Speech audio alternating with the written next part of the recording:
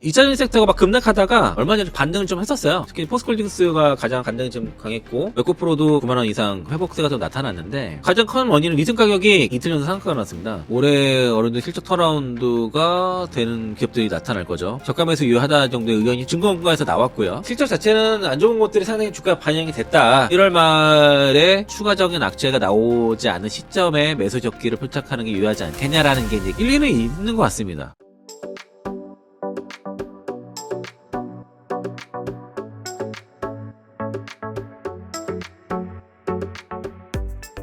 3번은 그 LG에너지 실적 발표 얼마 전에 했는데요. 이 실적 발표 내용을 좀 체크하고, 그리고 최근에 2차전 종목들이 안 좋습니다. 왜 안 좋은지부터 해서, 그 증권가에서 보는 관점과, 그리고 현재 상황에 대해서 좀 몇 가지 좀 짚고 넘어갈 부분이 있어서, 말씀드리려고 하고요. 2차전 섹터가 막 급락하다가 정말 뭐 답이 없는 것 같다가 얼마 전에 반등을 좀 했었어요. 특히 포스콜딩스가 가장 반등이 좀 강했고, 웨코프로도 9만원이 깨졌다가 다시 뭐 9만원 이상 회복세가 좀 나타났는데, 그 가격, 가장 큰 원인은 리튬 가격이 그때 당시에 이틀 연속 상한가, 탄산리튬 가격이 이틀 연속 상한가가 났습니다. 최근에서 탄산리튬 선물 가격이 톤당 17만 위안을 돌파했다가 최근에 이틀 빠졌어요. 그래서 한 15만 위안 정도까지 나타났는데, 그게 그래서 알버말 주가가 많이 올라가고 있어요. 그리고 오늘 간밤에는 도이치뱅크에서 알버말과 SKM 등 리튬 관련 종목들 매수 의견 내가지고 알버말 주가 지금 180달러대 될 거예요. 60달러에서 올라오기 시작해가지고 많이 올랐습니다. 알버말도. 근데 역대 고점 대비해서는, 그리고 낙폭 과대구간이었어요. 그래서 이제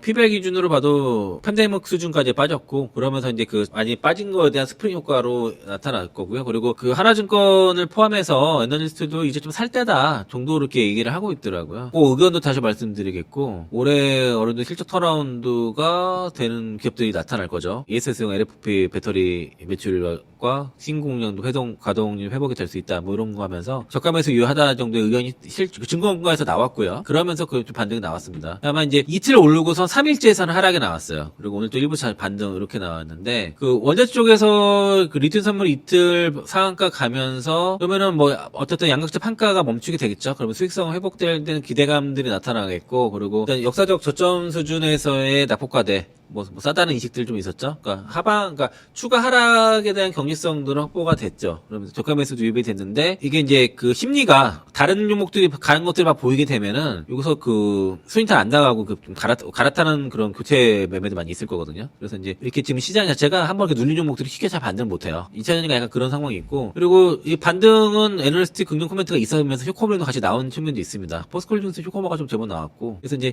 실적 자체는 안 좋은 것들이 상당히 주가 반영이 됐다. 근데 다만 여기서 리튬 가격 반등과, 그리고 그러면서 올해 좀 회복이 되지 않겠냐는 그 심리가 좀 선반영되면서 반등이 나왔다 정도로 좀 봐야 되지 않겠냐 싶고요. LG에너솔루션 실적 발표 내용을 하나증권에서 얘기한 걸 제가 정리를 했는데, 4분기 실적은 적자가 나왔습니다. 이거 어닝 쇼크가 나왔고요. 1220억 예상된 적자였는데 컨센서스 안 좋게 나왔어요. 아직 세부 잠정 실적이라서 세부로 잘 모르겠지만은 AMPC가 대략 3,328억 정도, 이 정도로 예상을 하고 있습니다. 그래서 EV 그 전체 AMPC 판상 용량이 6.7기가와트시면 EV가 4.5, ESS가 2.2 정도 좀 되지 않겠냐라고 보는 거고요. 그리고 그 영업이익률도 3분기 때 AMPC 포함 10.5까지 갔다가 지금 마이너스 2%. 만약에 AMPC 제외하게 되면은 마이너스 7.4%, 4,583억 적자가 돼버리는 거죠. 이건 추정입니다. 이거 두 개는. 이유를 보면 중형차, 전기차 쪽에서는 그 중대형 전기차용 배터리, 그러니까 전기차용 배터리는 중대형이에요. 그리고 소형은 테슬라에 들어가는 것들, 원통형은 소형이라 그렇게 구분하고 ESS 별도인데, 요 전기차용은 50% 매출이 감소가 됐습니다. 소형전지도 지금 테슬라 부진 30% 정도 매출이, 이거는 올랐어요. ESS도 20% 정도 올랐습니다. 요 두 개는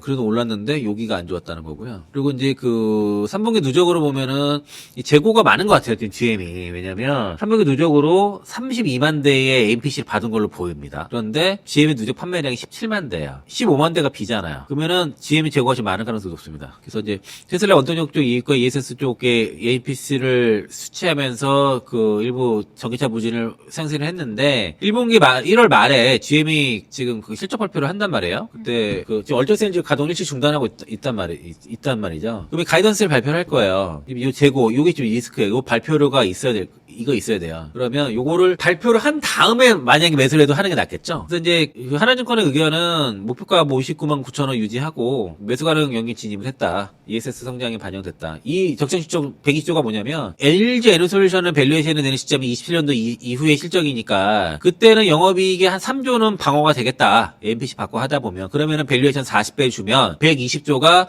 ESS의 성장에 반영한 주가다. 그게 55만 9천 원이다. 얘기를 하는 거고요. 80조 밑으로 떨어지면은 전기차에 대한 부진에 대해서는 주가가 반영되고 ESS 성장이 반영되지 않은 주가가 80조다. 거기선 사라. 그리고 120조 가면 팔아라. 이게 트레이딩 하라. 이거예요. 이 얘기를 계속 하고 있는 거예요. 이 얘기를 하니까 지금은 매수가 가는 구간에 진입을 했기 때문에 낙폭과 대한 반등이 나오는 겁니다. 다만 이렇게 되면 이게 주도주의되기는 어렵죠. 뉴스가 뭐 있었어요. 그래서 이제 보면은 그러니까 영업이익은 조단위 회복이 됐는데 연간으로 1조 3천억 이상의 영업이익이 나왔습니다. 근데 4분기 적자 기록했고 매출이 하락됐고 보조금도 APC 세공 APC 감소가 됐습니다. 이게 좀 문제고. 그래서 이제 대응전략으로는 미국 내 공정 효율을 하겠다는 겁니다. 라인을 전환을 하죠. 전기차 라인 ESS로 전환하면서 가동률 제고를 추하고 GM 확장 1, 2 공장 같은 경우는 필수 인력만 배치해서 가동해서 일시적 조정으로 고정비도 절감을 하겠다는 거고요. 앞으로는 ESS 쪽에서는 28년까지 연평균 20% 이상 성장이 나올 거고 그리고 요게 대한 수주도 지금 120기가와트시를 돌파가 됐습니다. 수주도 나오고 있고 그리고 요게 대한 수주 계열도 진행이 됐고요. 그래서 체제 계열에서도 하겠다. 그래서 압도적인 제품 경쟁력과 원가 혁신으로 고객 책임 가치를 증명하겠다고 얘기를 했습니다. 그래서 올해가 포트폴리오 리밸런싱과 구조적 경쟁력 강화 원년을 삼을 계획이다라고 이렇게 얘기를 했어요, 회사에서. 그래서 이제 엔솔은 그러면은 80조, 120조를 지금 그렇게 움직이니까 실제로 지금 그렇게 대응하시면 좋을 것 같고요. 참고로 저는 근데 셀을 안 해요, 제가. 매매를 하지 않아요. 그런 것도 알아두면 되겠고. 그리고 이전년 섹터의 하락을 부추겼던 이유 중에 하나가 포스코 퓨처앤과 LNF 바인딩 계약이 사실상 계약 이행률 저조해서 깨진 거 아니냐, 뭐 이런 우려가 해석이 있었어요. 양극재 3년 바인딩 계약이라서 3년치 실적을 밀리 가져와서 밸류에이션을 할 수 있다는 게 기존 투자 포인트였거든요. 23년도에. 그래서 26년도, 7년도 밸류를 가져와서 저는 23년, 26년도 밸류 갖고 올 수 있었던 거예요. 바인딩 계약이라는 거는 법적 구성률을 갖는 합의입니다. 그래서 이제 핵심 조약이 테이크 오어 페이. 그래서 의무 인수동은 대금 지급을 해야 되는 거예요. 최소 물량을 가져가지 못하면 안정적인 납품 수급 보장을 할 수가 되는데 삼성 SD랑 에코프로 EM과 전용 라인에서는 그렇게 되어 있고요. 예전에 계약이 해지했던 포스코 퓨처가 솔라 엣지가 사업을 청구하면서 보상금을 포스코 퓨처한테 281억을 줬습니다. 이거는 규칙이 솔라 엣지한테 있잖아요. 포스코 퓨처가 GM 그리고 LNF 테슬라에 보면은 계약이 13조 7천억과 3조 8천억이었는데 실제 이행 경과 2조 8천억과 973만 원이었어요. 당황스럽잖아요. 왜 이렇게 됐을까? 근데 두 기업 특징은 보상금을 둘 다 못 받았어요. 바인딩 계획에도 불구하고 보상금을 왜 못 받았을까라 보면 이게 원재료 가격 연동제 구조라는 거죠. 프라이스 볼륨 구조인데 원재료 값이 떨어지게 되면은 이 공급 전체 계약 규모도 떨어지는 거죠. 이등 가격이 90% 폭락하다 보니까 계약 금액 자체도 축소가 돼버린 겁니다. 그러니까 계약 금액이 미달되더라도 계약 위반이 아니에요. 또 하나가 서로가 파트너잖아요. 전략적 파트너지 않습니까? 그러니까 장기 협력이 필수적이에요. 그러니까 합의가 된 겁니다. 법적 분쟁을 회피를 하고 미래의 수주 기회도 보호하면서 상호 합의 이하 계약 수정과 이혼한 겁니다. 계약 수정했어요. 수정했으니까 계약 위반이 아니지. 파기가 아니잖아요. 여긴 파기했잖아. 솔라했잖아. 그리고 계약 유한성 조항이 있었습니다. 시장 상황에 따라서 물량 조정 범위가 설정이 되고 불과 항력적 사유, 정책 변경 같은 거 이런 게 인정이 된 겁니다. LNF 테슬라 건에서 특수성이 있는데 4680 양산이 지연됐죠? 그리고 기존 양극재는 건식 공정이 적합하지 않았어요. 지난해 3월 달에 맺은 3조 4천억짜리 계약, 3조 8천억짜리 계약이 있습니다, LNF가. 3조 4천억 정도 된 것 같아요. 그게 요거를 대체하는 계약일 가능성이 높아요. HMA 95 양극재 들어가거든요. 고객사가 완전히 철수했는지, 고의적 파기랑 타사 제품을 구했는지 따라서는 이러면은 페널티를 받겠지만은, 시장 위축으로 인해서 합의 조정, 원자적 가격하라고 인한 계약 가치가 자연 감소할 경우는 페널티 못 받는 거죠. 근데 이건 전략적인 합의입니다. 서로 간 파트너십을 유지하기 위한 법적 강제보다도 앞으로의 미래를 선택한 겁니다. 그리고 이 양극재 기업들이 좀 투자 매력도가 완전히 좀 떨어졌어요. 왜 그러냐면 아까 좀 바인딩 계약건인데 22년도 특히 24년도가 주가가 올라갔을 경우에는 고평가에 대해서 정당한 게 전기차가 필연적으로 잘 성장할 거다라는 것과 또 수백조 바인딩 계약 수백조 바인딩 계약에 대해서 이게 된다는 거죠. 왜냐면은 바인딩 계약이니까 2, 3년치 실적 땡겨서 와도 된다는 거예요. 그래서 지금의 당시에 50배 100배가 다 정당화 됐었고 근데 문제는 이게 깨진 겁니다. 25년까지 지나다 보니까 바인딩 계약인데 실적이 그렇게 안 나오는 거예요. 그러니까 이거 바인딩 계약이라고 하는 게 이게 의미가 없구나라는 게 이제 투자자들 사이에도 일부 좀 인식을 하기 시작했고 원래는 바인딩 계약을 했죠. 수조 계약을 해가지고 공정 풀가능돼서 막대 이익 예상을 했는데 현실이 가동률은 좀 양극재 기업들이 50%가 안 나오죠. 이익률이 구감하고 올해 적자가 나오고 그래서 3년 뒤의 기준 싸다 논리가 깨진 거예요. 그러니까 현재 기준으로는 비싸다는 내년 평가가 돼버린 겁니다.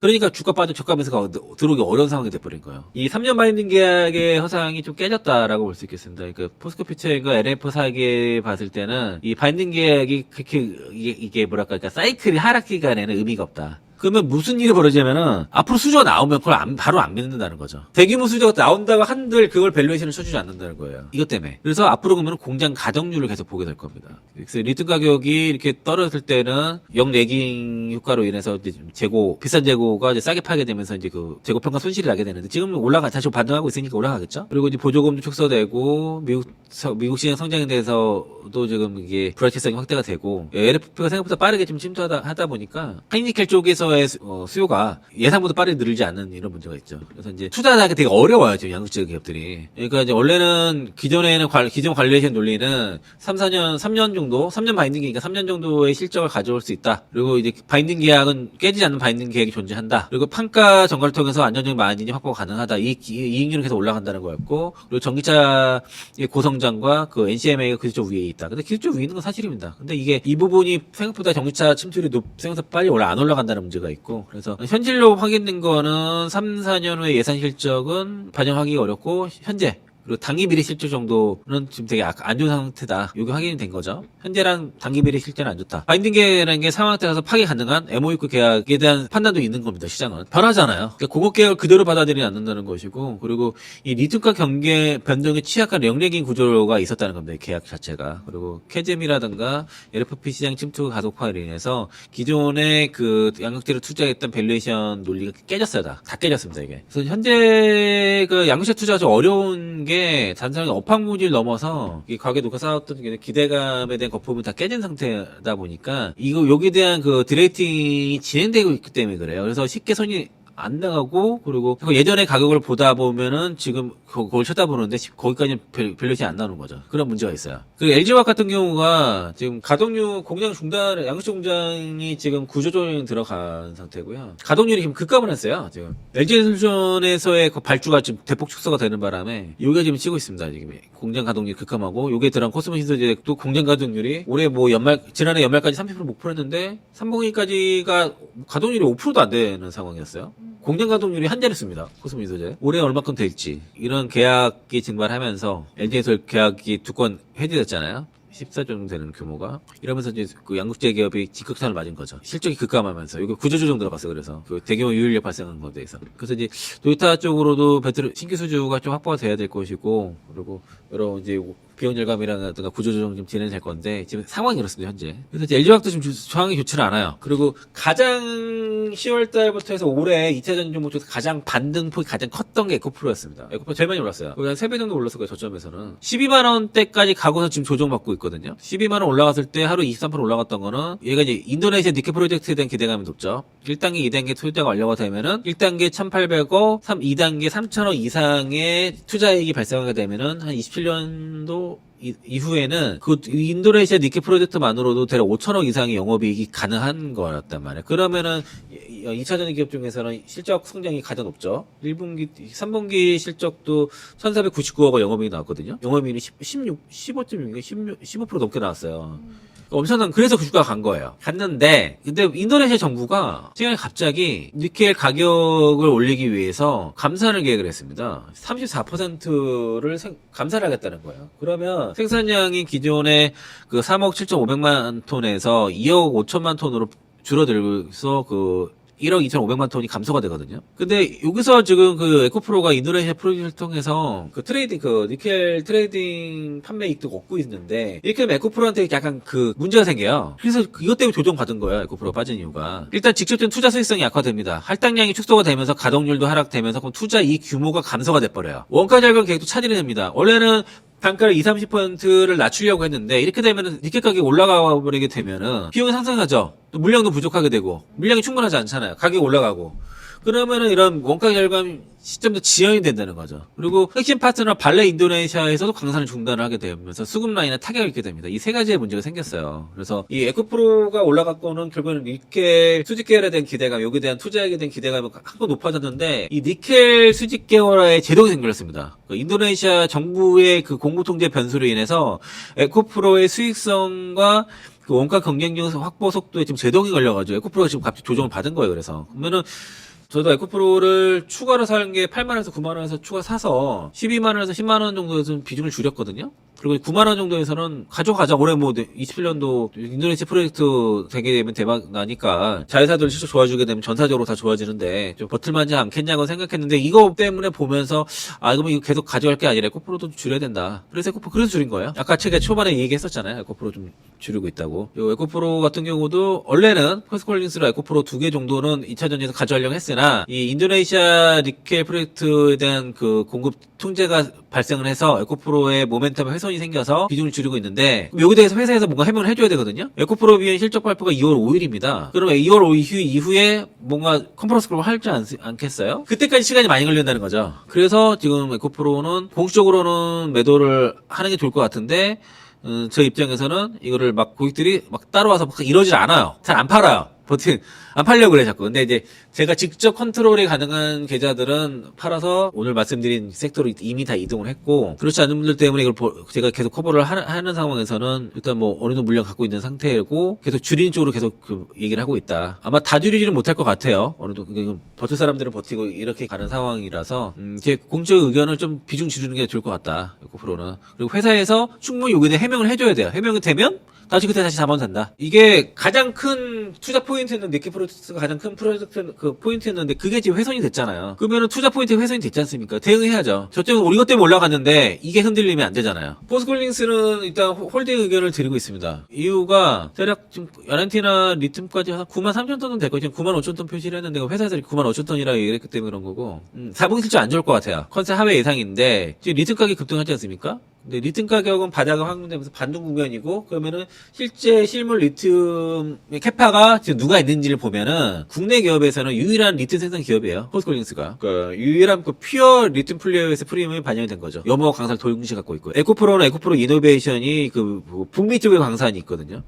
그 양이 많지 않아요. 포스코피티엠이 9만 5천 톤이면 올해 글로벌 탑 5 안에 들어갑니다. 리튬 가격이 그 15만 위안을 유지할 경우에는 얼마큼 될지 모르겠는데 이게 실제 상당한 뭐 조단위의 영업이익이 가능할 수 있게 되는 거고요. 광산권도 직접 갖고 있다 보니까 이 원가를 지금 톤당 10만, 그러니까 $10,000 이하, 그러니까 키로당 $10 이하로 지금 맞추려고 하고 있어요. 수산의 특가격이 13.7달러, $14에 육박을 하는 상태인데 $15 이상만 가게 되면은 추가 광산 매입을 좀 고려하고 있거든요. 20년대 후반, 한 28년도, 29년도에는 리튬 가격을 15에서 $20 정도로 보니까 $10, 원가 $10 이하, 가격이 15에서 $20면은 50에서 100% 마진 남잖아요. 그래서 이전의 그 관점에서는, 그러니까 이제 전방산업, 그 전기차 시장 성장률이라든가, 그러면서 분기비 영업이익이 얼마나 잘 되는지, 그러면서 이제 업종 전체 ETF를 매수하는 이런 관점이었다면, 지금은 얘기한 광물, 누가 지금 자원 보유하고 있는지, 이게 자산이에요, 이제는. 리튬 가격이 올라가니까. 자산 갖고 있네. 그 보면은 리튬 가격 올라가는데 2000년이 왜 못 올라가냐 이렇게 의심을 가질 수가 있잖아요. 지금 올라가는 기업들을 보면 다 업스트림 단의 기업들이 올라간 거예요. 알버마, SKM, 그리고 뭐, 그 중국의 간펑 리튬이라든가, 그런 업스트림을 장악한 기업들이 올라간 거고, 국내에서 업스트림을 가지고, 그, 기업으로 볼 수 있는 건 유일하게 포스코닉스니까, 저점 통과한 겁니다. 그래서 이제, 지금 사실상 좀 대장류 역할을 좀 2000년 내에서는 한 거고요. 그러면 앞으로 이 리튬 출하량이 이제, 실제적으로 이제 캐파, 그, 램프업 돼서 출하가 잘 되는지, 리튬 가격도 올라가는지, 추적해야겠죠. 그래서 이거 지난 2주 전에 나왔던 이슈인데, 그 하나증권에서도 얘기를 한 게 뭐 여러 악재가 있었잖아요. 악재가 있었는데 단기적으로는 1월 말에 이게 GM에 아까 GM 얘기했잖아요. 가이던스가 부정적일 가능성이 높아요. 지금 재고가 많아서 NP 받은 건 32만 대인데 판매 17만 대 했단 말이에요. 그럼 12만 대만큼 15만 대가 비지 않습니까? 그럼 재고가 그만큼 쌓였던 얘긴데 가이던스가 분명히 부정적일 거라고요. 그러면 1월 말 정도가 되면은 전기차 관련 부정적 심리가 극에 달할 시점이다. 그러니까 1월 말 그 GM 실적 발표 이후에 엔솔도 1월 29일인가 하잖아요. 콩콜 하잖아요. 그럼 1월 말에 이후에 실적 다 발표한 다음에 추가적인 악재가 나오지 않은 시점에 매수 적기를 표착하는 게 유효하지 않겠냐라는 게 이제 하나증권 얘기고요. 일리는 있는 것 같습니다. 그래서 지금은 2차전지 매수할 상황은 아닌 것 같아요. 그래서 매수하실 거면은 엔솔이나 GM 실적 발표한 이후에 그런 상태에서 지금 주가 뭐 엔솔이 뭐 80조 부근이다 하면은 뭐 그럴 때 노리는 건 괜찮을 것 같다 정도로 정리하겠습니다.